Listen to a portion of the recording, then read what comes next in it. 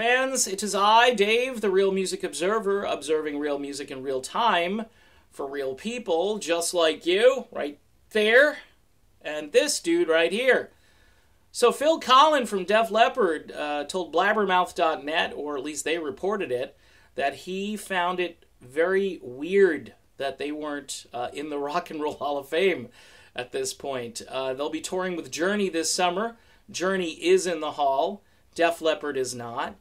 My first analysis might be, is this a British problem? You know, the British bands having difficulties. Remember how long it took Deep Purple to get into the Rock and Roll Hall of Fame? Now you could say, well, the Stones and, you know, whoever, Eric Clapton, all these people. Well, duh. But more of the contemporary bands, it seems as though they really struggle to get into the Rock Hall.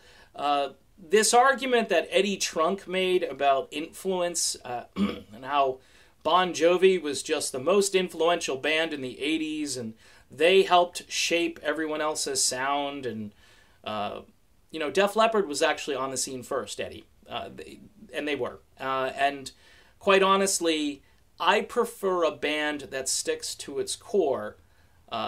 They don't deviate too much from their sound. If you want to reinvent yourself a little bit here and there, I would say, you know, mix it up with different producers. But the reason people like Def Leppard is they've got that sound that Mutt Lange helped really harness. And those key vocal harmonies, those low-end vocal harmonies that they do. Joe Elliott is a one-of-a-kind singer. You know, Rick Allen. This band has been through a lot, too, on top of it, and they've stuck together. Richie Sambora and John Bon Jovi kind of, you know, went their separate ways, to use a Journey song. And to me, I mean, cohesiveness, longevity, I think all of these things need to be taken into consideration when a Hall of Fame band is nominated. I don't get it. They were around first. They had a more distinctive sound. They had one of the greatest rock albums of all time, Hysteria. Now, you can talk about Slippery When Wet, Bon Jovi. I don't know. I just don't. Hysteria to me is a better album. It's one of those, you know, take to the desert island albums and play it all the way through. Now, for Bon Jovi fans, maybe Slippery or some of the other albums they came out with, maybe those are essential. But I don't know. It's just a strange thing, and I think weird is the proper word, as Phil Collen has said. I agree with him. I agree that it's very weird.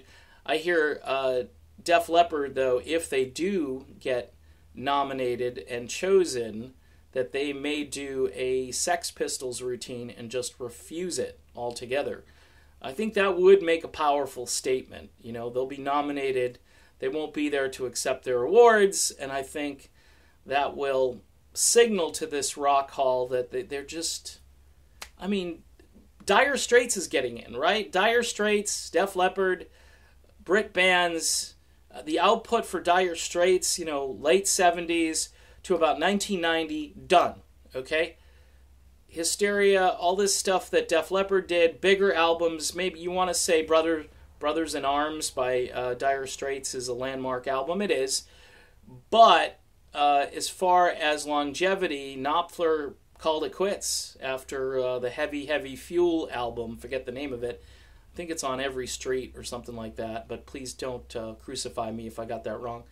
The point being is that Def Leppard is still together. They've been creating music. It just seems to me there's a disparity, there's poor judgment, and yeah, it is weird that Def Leppard isn't in the Rock and Roll Hall of Fame. So Phil Collen, yes, you and I agree, and that's all that really matters. I'm Dave, and this is the Real Music Observer. I'll be back observing more real music in real time for real people, just like you, right there, and just like me. We'll see you then.